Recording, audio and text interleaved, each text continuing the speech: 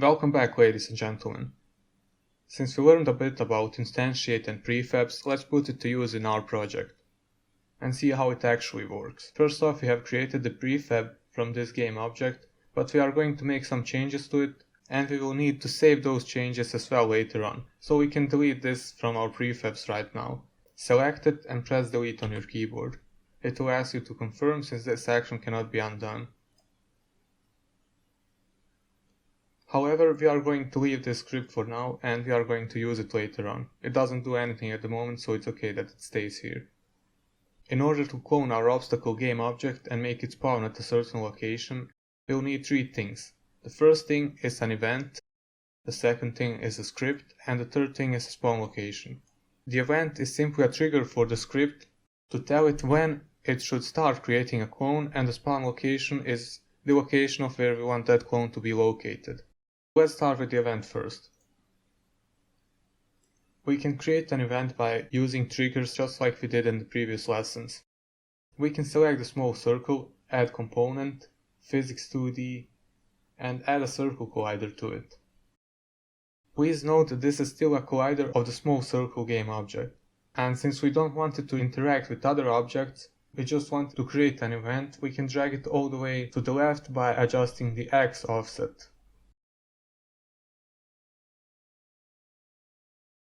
But maybe some of you already noticed the problem with this one.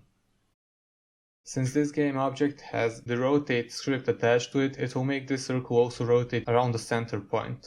So if we click play, it won't be as we meant it to be. Therefore, let's remove this component from the small circle game object. To do that, right click on the circle collider 2D and choose remove component. What we can do to fix this problem is right click in the hierarchy tab and create an empty game object. We can name it small circle holder. Make sure to reset the positions first. And after that, simply take the small circle game object and drag it into the small circle holder. That will make it the child of the new game object. So now we have the small circle game object that will rotate and the small circle holder which won't rotate. So we can add a collider to this one. Click on add component, physics 2D, and add a circle collider 2D.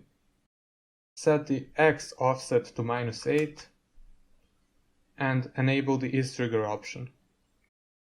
We can also adjust the Y offset to make it parallel to the obstacle. 2 should be fine. And let's also add a tag to this. And we can name the tag spawn. Click on save and make sure you go back to the game object and select the tag. However, one trigger doesn't make an event, so we will need another one.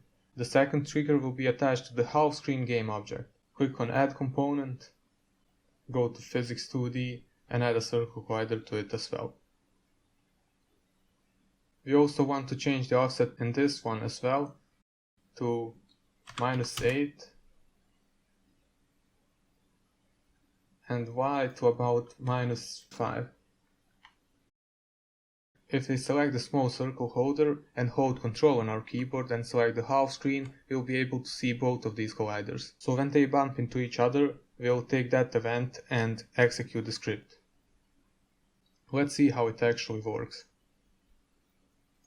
So when the camera goes up, it will take the half screen with it and eventually the triggers will touch. And when they touch, we want to create a clone. Everything looks good, except I would like to change the half screen Y offset to about -4.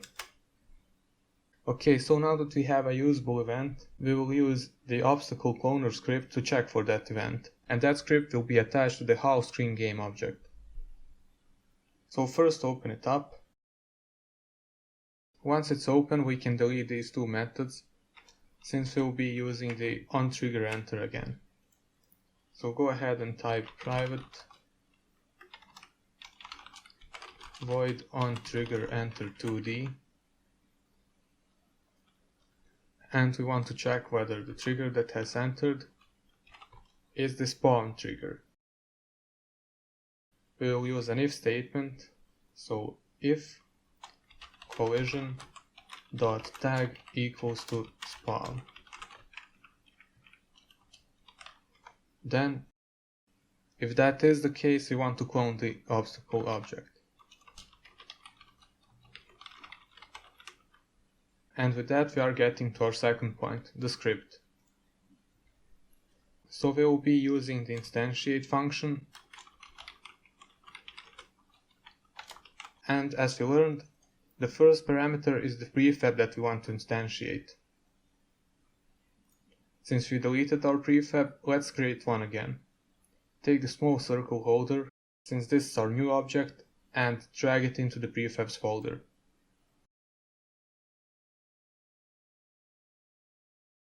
Then let's go back to the script, and we need a way to select that prefab and use it in this script. So we need to create a public variable. And it's going to be a variable of type GameObject, and we can call it small circle prefab. That's the object that we want to clone, so let's use that parameter. Next, we'll need a location and rotation for our clone GameObject. And that takes us to the third point. We could type in the coordinates, but a much easier way to do this is to create an empty GameObject, and we can use the location of this GameObject as a spawn point. Let's reset the positions real quick. And we can name this object small circle spawn. Make it a child of the house screen, and then move it into the location where you want the small circle to spawn once the event triggers.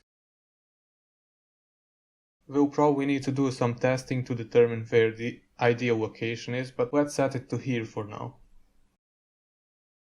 Go back into the script, and we'll also need a way to reference that location, and therefore we'll create another public variable.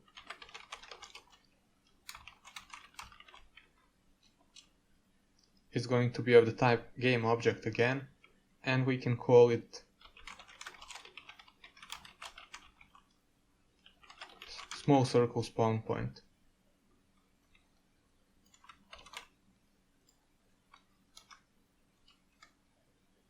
So the next parameter is the position. So just type in the reference, which is small circle spawn point, and to get the position we need to type in dot transform dot position. And the final parameter is rotation. It is the same thing as with the position, but instead of position we'll write rotation. So we can go ahead and copy this and just change the position to rotation. Save this and let's see if it works. Don't forget to attach the script to the half screen GameObject.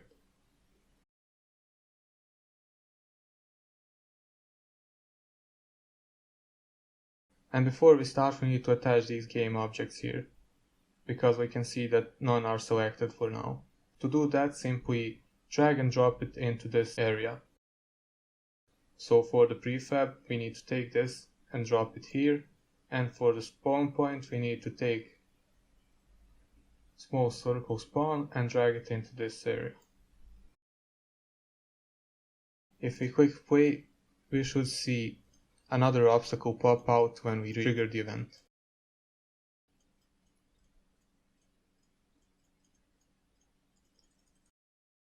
And this should allow us for an infinite game.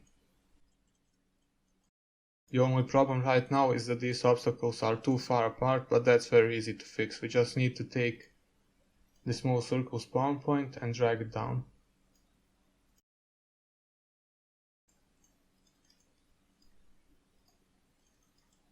As we can see, it's much better now. But if we play for a while and then click pause, we can notice that we have these obstacles staying there and not getting destroyed after we are done with them.